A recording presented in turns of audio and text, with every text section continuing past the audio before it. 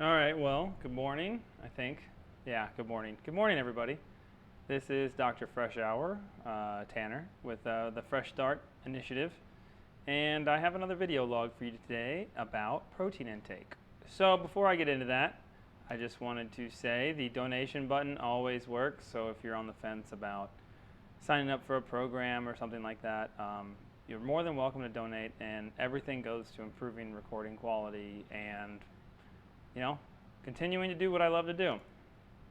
I know I announced earlier that these will be changing, but I've been asking a lot of people to try to get the best, information input. Obviously, this is for you guys, not necessarily for me, as I do have another job.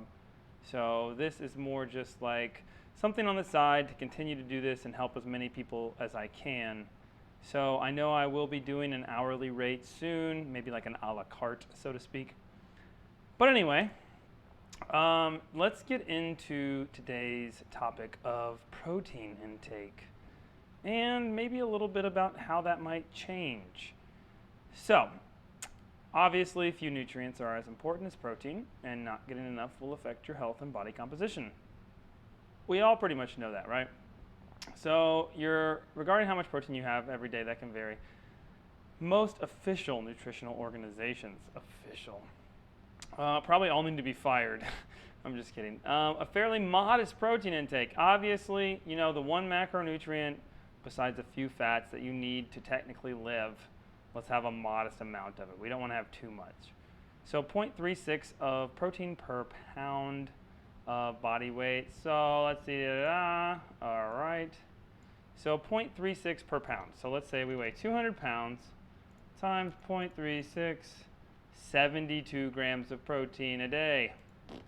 That's pretty weak in my opinion, and especially if you are, trying to gain muscle or lose weight, that could drastically change. Okay, for an average sedentary man, because most people are pretty short, I guess, maybe, but even that's ridiculous. It's like, what, a little piece of chicken? So, this may be enough to prevent deficiency, but the amount you need depends on many factors, including your activity level, age, muscle mass, physique goals, and overall health. So your activity level, they're just set a sedentary male. Your age, let's say 45 to 65.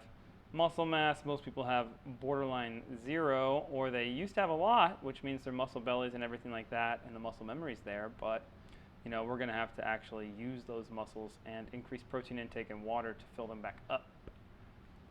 Physique goals, most people just honestly want to feel better. If they look better, great, but they want to have the shoulders, the traps, the arms, maybe don't have their guts stick out 7 inches, but overall health, that's probably the most important thing, seeing your kids grow up, your grandkids, stuff like that. So what is protein and why is it important? This is very interesting. The main building blocks of your body, yes, proteins are made of amino acids. Amino acids are proteins are responsible for basically every single function you could ever imagine in your entire body.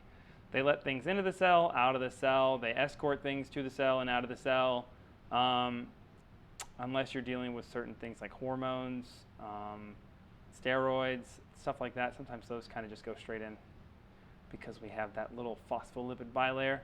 So they can aid in weight loss and prevent weight gain. Extremely important. As you may know, you need to consume fewer calories than you burn to lose weight. And like we've talked about before, the burning part is what you can really, really play with lifestyle. As far as what you consume, that's kind of just, what you put in your mouth, right? So let's see here. Eating protein can increase the number of calories you burn a day. That's because statistically significant levels of the thermic effect of eating protein is statistically significant, right? So that's kind of another thing that they like to talk about. It's not as significant as you think, but it is statistically significant, right? We've got to be careful with those words. So consuming 25 to 30% of your total daily calories from protein has been shown to boost metabolism up to 80 to 100 calories a day. That's pretty cool, 365 days a year, that adds up. Yet, protein's most important contribution to weight loss is likely its ability to reduce appetite because it's the most satiating. Protein is better than fat or carbs at keeping you feeling full. We've said that a lot. In one study in men with obesity, consuming 25% of the calories from protein increased feelings of fullness. Shocker! And reduced late night snacking. Shocker. So this is all going to be stuff we've already talked about. Can help you gain muscle and strength. Obviously, you need protein to gain muscle. Even if you are completely roided out of your mind, you're going to need protein and amino acids to build muscle. Protein in pregnancy, need it. Unless you have some form of kidney failure, only one kidney working, I would never listen to a doctor tell you not to have as much protein unless you have some type of genetic deficiency with protein metabolism. All of those really fun cell biology disorders that don't really happen very often in real life. Sometimes they do happen, but in reality, usually, depending upon the penetrance of the disease itself, are not as severe as we were led to believe. So the long story short is most people can have quite a bit of protein and not have to worry about it unless you've been a diabetic forever or have high blood pressure forever and your kidneys are just ready to call it a day. So, does it have any negative health effects unless you have any of the things I just mentioned before? No. How to get enough protein in your diet? Eat meat with every single meal. You did it. How many grams of protein? What grams of protein really means? In reality, I think it's like 0.7 to 0.8, something along those lines is basically about as much as you can per pound. 0.7 to 0.8 grams per pound is about as much as you can possibly utilize unless you start introducing steroids, which anybody who tells you a gram per pound, probably on steroids. Anytime you listen to a fitness influencer, on steroids. Anytime you see somebody with cannonball delts, on steroids. Anytime you see somebody with a massive amount of muscle and extremely low body fat year-round, on steroids. So let's just get that out of the way. Most of the people that you listen to or look at for workouts or exercise advice or nutrition advice, even females, on steroids. We're getting really crafty with steroids these days. So now we kind of have a good idea about protein intake, at least a little bit, right? So let's look at the ways to increase it. Protein first. Sure, you have protein first, you're going to feel full sooner, and now you've had the most important macronutrient in weight loss and muscle building and life, and you're going to not be as hungry later on for all the other stuff. That's great. Snack on cheese. I don't know, the majority of the world, at least the white population, the vast majority, like it's like over 75% are lactose intolerant to some degree, so depending upon your ability to handle lactose, which you might have, subclinical symptoms. I don't know. I'm not necessarily a big dairy fan. I am a fan. I love it. But it's a pretty thick sugar, and it gunks you up pretty bad. So in a day and age where everybody's on a CPAP and loves their Claritin and all their humidifiers, their dehumidifiers, all these different humidifiers, it's like, why would you, I don't know, avoid dairy and gluten for a little while and see if you clear up. That doesn't work, try fasting for a little while. I bet you clear up. That doesn't work, increase your water intake because you're probably dehydrated. If that doesn't work, then we can have a different conversation. Replace cereal with eggs. Yes, eggs are pretty much the, one of the most complete nutritionally sound foods on the planet. They can also modify the shape of your LDL, the bad cholesterol particles, in a way that may decrease heart disease. Yeah, that's also, good. Despite the fact that everybody says fortified grains are super great for your cholesterol. I don't know. Let's just think about the biggest companies and corporations in the entire world. Do you think they support grains? Probably. I don't know. Take that for what you will. I'm not necessarily a conspiracy theorist, but I do follow money. So let's see. Top your food off with chopped almonds. I don't know. Maybe not necessarily a great idea. Almonds are one of the most nutritionally dense and high caloric foods on the planet. So you've got to be kind of careful there. Greek yogurt. Greek yogurt is one of those things that it was super popular for a while and then it fell off. And it was super popular for a while and it fell off. Greek yogurt by itself tastes like crap. So what do? You add, some type of oat into it with sugar, some artificial sweetener, fruit, something along those lines to make it taste better. If you're adding artificial sweeteners and you're not binging later with real sweets, sure, Greek yogurt's awesome. It's also super expensive because they realize that regular yogurt is terrible for you, so people are going to go to Greek yogurt. In reality, it probably shouldn't be that much money. So if you have the means and the finances to afford Greek yogurt, great. Just don't fill it up with other things that were basically in the regular yogurt in the first place that you switched to Greek yogurt for, Again, I don't know. I'm not your doctor. I am a doctor. I'm just giving you my opinion on all of this, okay? Add protein-rich foods to your salad. Sure, eggs, tuna, salmon, cheese. Why is eggs not there? That's ridiculous. Why? Ugh. Cheese, sure, great. Salmon, tuna. salmon expensive, tuna cheap, chicken or turkey really cheap, especially if you get the canned kind. Eggs also very good to add to salad, especially egg whites because they're pretty much tasteless.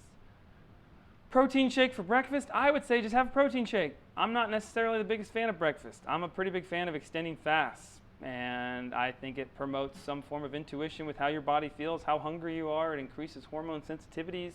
It prolongs your fast, so your glycogen stores are still probably shot or refilling with fat, because that's kind of what happens. Well, they don't refill with fat. The fat is converted into energy, and you have gluconeogenesis, which actually fills them back up, which is why people who are on ketosis still technically have glycogen. Whey protein shake, cool. Or if you want a longer lasting protein, casein. So whey protein is digested very quickly. Casein, they're both milk proteins, by the way, and the ratio is, for some reason, super debated upon, depending upon the source of milk. However, so casein forms like a little bit of a blood clot looking thing, or a ball. And it takes longer to digest it because it clumps up and kind of coagulates, if you will. Whey protein just kind of, boom, hits your bloodstream super fast, kind of like if you're a diabetic and you have a Jolly Rancher, right? Super high increase of amino acids in your bloodstream.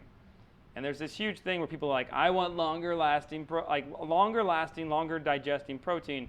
So then casein became this huge deal, and everybody wanted to have casein, casein, casein. You know what? Maybe have it before bed.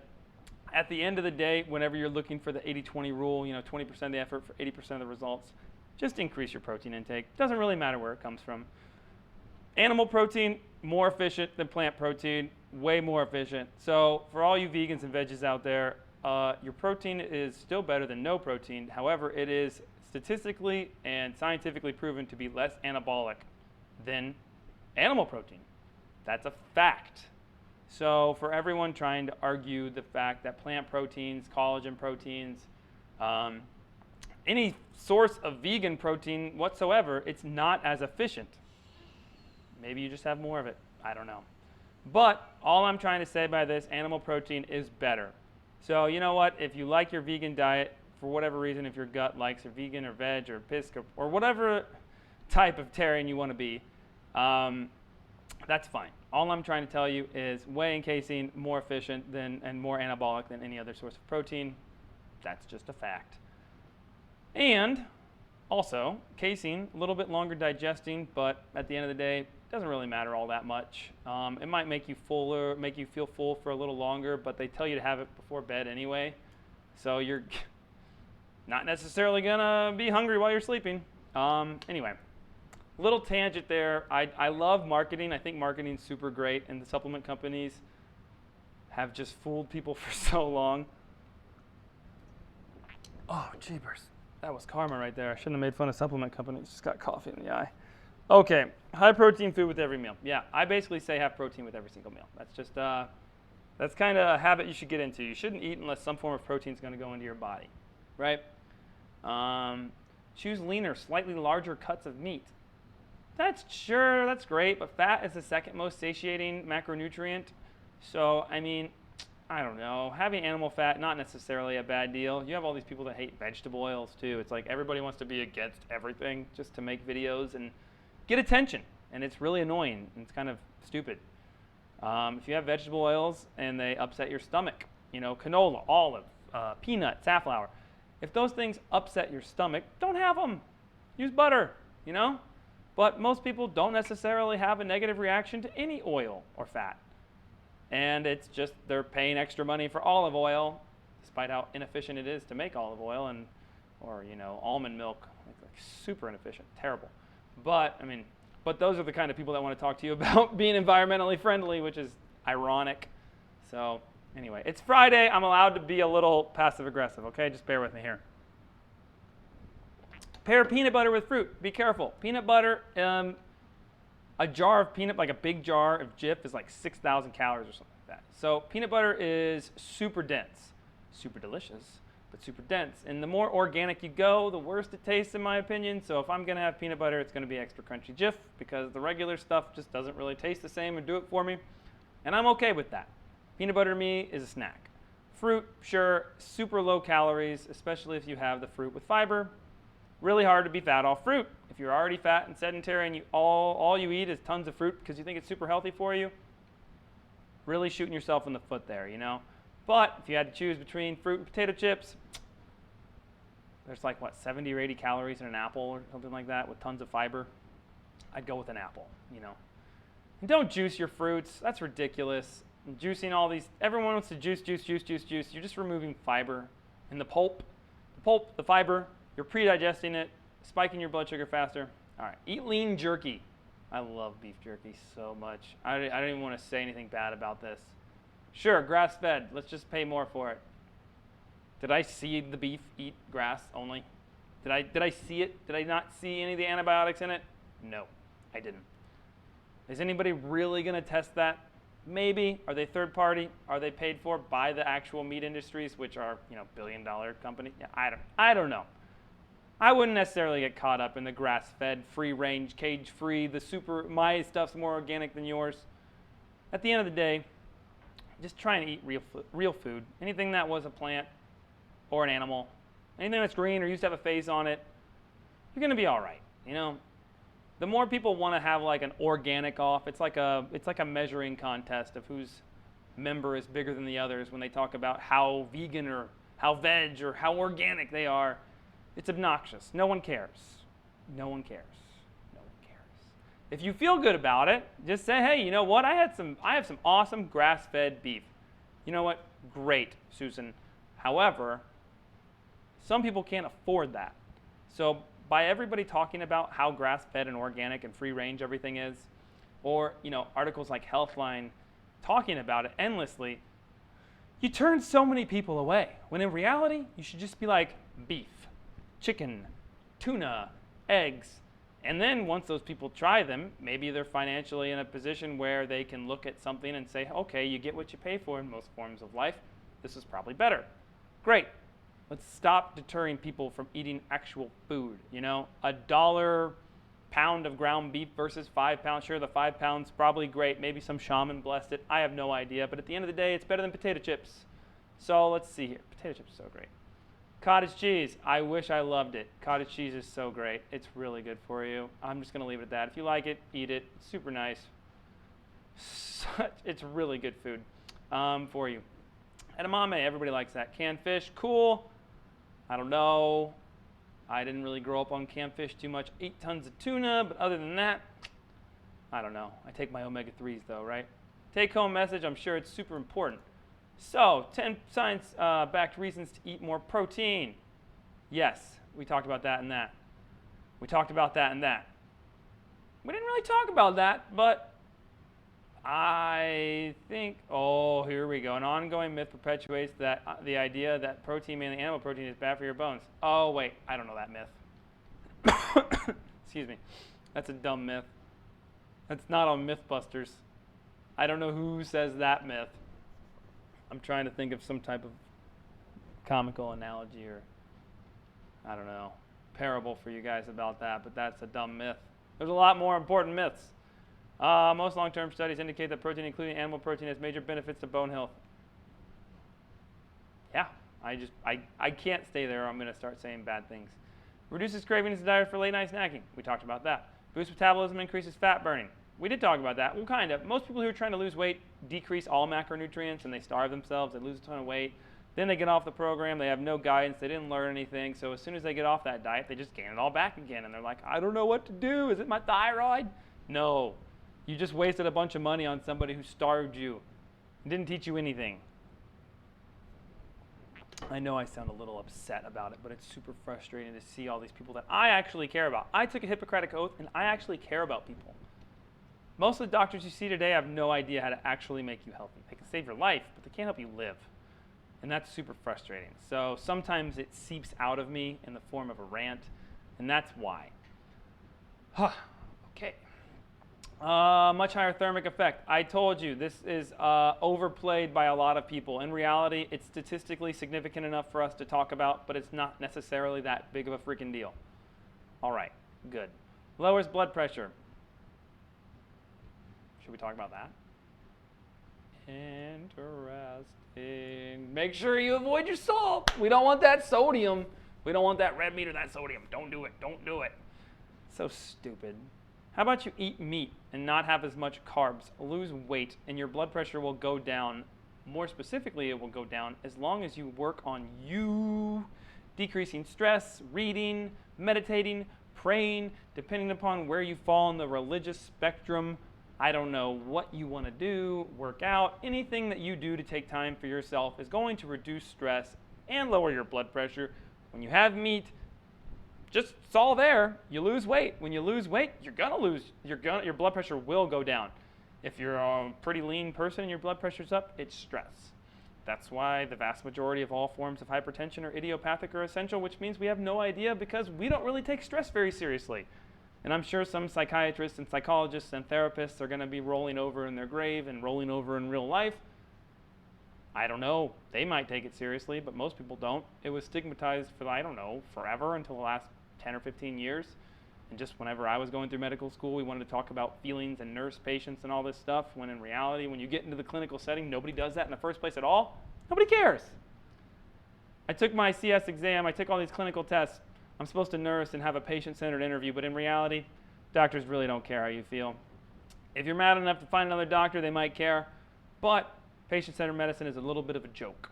So there's more passive aggression coming out. Okay, in a review, yeah, we already read this. It lowers your blood pressure. No crap. Whenever you increase your protein intake, naturally you're going to decrease your carbohydrate intake because protein and carbs don't really occur in nature very often. So if you increase your fasting and you're having a more health-conscious diet, whole foods, your calories are going to go down anyway because it's really hard to have a high-calorie diet with whole foods. So you're having whole foods. You're maybe experimenting with fasting. You're increasing your protein intake. You're going to be decreasing your simple sugars, your processed carbs, your hyperpalatable foods, your ultra-fine ground grains, and things of that nature, because bread is one of the dumbest things in the world. If we had Bible bread, we'd all be great because the glycemic index and the glycemic load were way lower. But we don't have Bible bread. We have Wonder Bread, which is wonderful. It's just horrible for you and your pancreas. Helps maintain weight loss. Yes. Definitely preserves muscle, especially if you are below your basal metabolic rate or in a caloric deficiency and your protein intake is increased, you're going to hold on to your muscle. It's anabolic. Just eating protein in and of itself increases muscle protein synthesis. Okay. Does not harm healthy kidneys. Yes. Helps your body repair itself after injury. Duh. Helps you stay fit as you age. Yeah. I want to talk about that very soon. The bottom line, great. How can protein help you lose weight naturally? Protein changes the level of several weight-regulating hormones.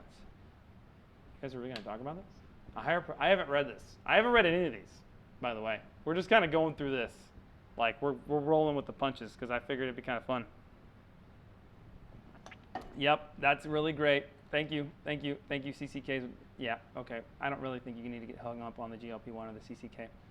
While reducing your levels of the hunger hormone. Ghrelin, there you go. But once you start playing with ghrelin and leptin, we try to play with ghrelin and leptin quite a bit, and we fail a lot. Because one of the reasons why we fail so much with playing God or Yahweh or Awa, if you're an Avatar fan, or I don't know, whatever you want to say, we have all these secondary and tertiary and quaternary processes in play, like fail-safe, so to speak. So we always try to block one thing or stimulate another thing, and then there's some negative feedback, which means it does a little metaphorical reach around to stop it. And it's really hard to play with all of these proteins and hormones and processes, especially in weight loss. I mean, if we could do it, we would do it, you know? We would never do a permanent solution because then you would not need it for very long, right? That's just one thing you kind of got to get in your mind. Almost nobody out there in this world is trying to make you healthy. They are trying to make you dependent upon them. They want you to live long enough to spend enough money on whatever they're trying to sell you. However, they do not want you to be independent, nutritionally independent, physically independent, healthily independent, I don't know, whatever you want to say. So by replacing carbs and fat with protein, you reduce the hunger hormone and boost several satiety hormones. That's important. That's nice. I like that. Yep, it's thermic. We talked about it. Much higher. Let's bold it.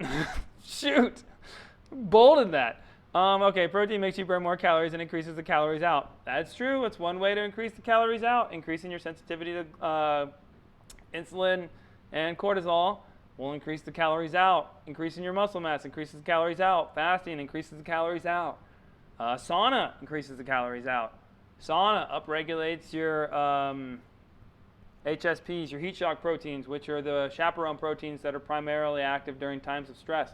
Whenever you're in a caloric deficiency, you're in a time of stress.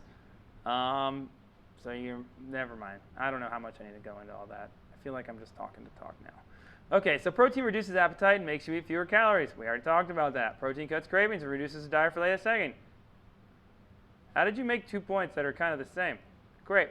Protein makes you lose weight even without the conscious calorie counting. I already said that. I said that. Who are you? Chris. I already said that, Chris.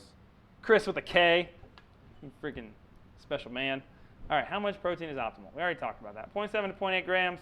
It's pretty much all your body can ever deal with. Anyway, I wouldn't go to 1. 1 gram per pound is obnoxious. It's simple. It's a little obnoxious. In reality, 100, 150 grams a day for almost every single person in the world would be optimal. Okay, we can talk. We talked about that. Easy, simple, most delicious way to lose weight. I concur with you. Okay, so the last thing I want to talk about today, I'm trying to be faster. I'm trying to be faster. I talk for way too long. Protein intake and muscle health in old age, from biological plausibility to clinical evidence. I like that word, plausible. All right, so the provision of sufficient amounts of dietary proteins is central to muscle health as it ensures the supply of essential amino acids and stimulates protein synthesis. Older persons, in particular, are at a high risk of insufficient protein ingestion. Furthermore, the current recommended dietary allowance for protein, which is 0.8 grams per kilogram per day, might be inadequate for maintaining muscle health in older adults, probably as a consequence of anabolic resistance in aged muscle. Anabolic resistance, I just look at that in the way of saying stuff just doesn't work the way it used to. If you're really old and you run a mile, and you're really young and you run a mile, the young guy's probably going to be able to run the mile easier the next day than the old guy, or 3 days from now or 4 days from now. It just takes us longer to do things as we age because we get less efficient.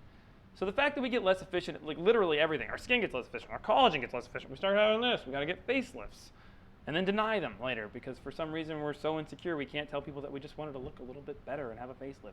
Who cares if we had a facelift? No one cares. It's your body. That's what body positivity should be about. Shouldn't be about encouraging everybody to be fat. So anyway, older individuals therefore need to ingest a greater quantity of protein to maintain muscle function. Weird. We just talked about that. The quality of protein is also, oh no, don't shake. The quality of protein ingested is also essential to promoting muscle health. Not really. As long as you're having animal protein, who cares? I don't care what protein company you get it from. You might have some stuff that's not real in it, but at the end of the day, I don't really think it matters too much. Oh, leucine, you guys are the leucine. Is this old? This has got to be a few years old. Oh yeah, leucine was a big deal back then. I love it. I love it. Just shows you how this information changes. So, okay, in reality, just have protein. Whenever you want to get into the optimum nutrition and start spending your life savings and donating organs to pay for it, great, right? Oh yeah, the beta-hydroxymethylbutyrate. Oh yeah, I love this. That's great. Anyway, you can take this for what you want. In 2016, this was a huge deal. In reality, just have your protein intake increase. Everybody thinks growing boys need to have milk and steak and meat and all this stuff, but then once you hit like 45 to 50, 60 years old, they're like, just have my prunes and my liquid foods, anything I can slurp or have through a straw. But no, those are the kind of people that need to be having more protein because they're getting less efficient at using it. And you don't really see a lot of jacked 80-year-olds and 75-year-olds. I'm not saying if they just increase their protein intake, they'd look like Arnold, because looking like Arnold is one of the biggest fallacies in the world, depending upon no one's ever going to have his work ethic as strong as him, if you look at his life, or as regimented of a diet, or as the amount of steroids. People don't even train the same way as he did. It's just ridiculous. All I'm saying is if you're an older person, dare I say midlife crisis age or older, you need to be increasing your protein intake, regardless of what your goals are, unless you're on dialysis. And then you need to talk to your nephrologist and tell him that you want more protein, and he needs to figure out a way to help you have some. Whew. Sorry, that was a rant, and this is just going to talk about that. Blah, blah, blah, blah, blah, blah, blah, blah, blah. The recognition of sarcopenia. Wait, what is that? It's a syndrome characterized by progressive and generalized loss of skeletal or skeletal muscle, depending upon where you're from, and strength, as it is strictly correlated with physical disability, poor quality of life, and death. Age, gender, freaking males, man, we suck, and level of physical activity. So, let's see here. The association between low energy and protein intake and reduced muscle mass in older adults revealed by several studies highlights the importance of a comprehensive dietary assessment for the early detection of nutritional deficits, which may promote muscle loss. Yeah.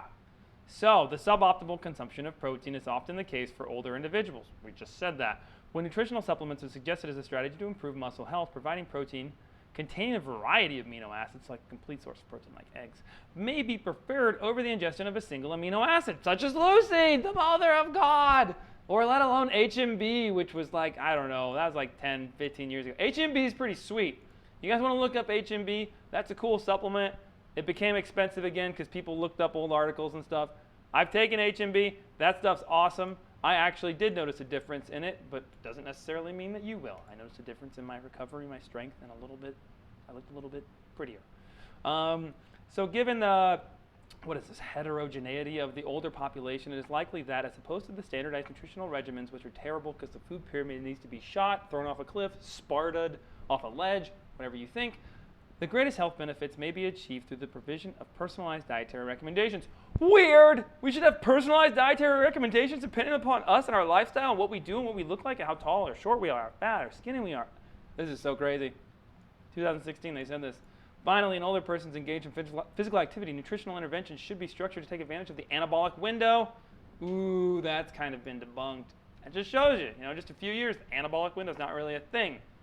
When you lift, they kind of said you had a certain window after you exercise, when in reality, it really just matters how much protein you have throughout the day, because we view ourselves in days, months, years, not in hours, unless you're crashing or something like that. I mean, if you're in an emergency situation, windows matter.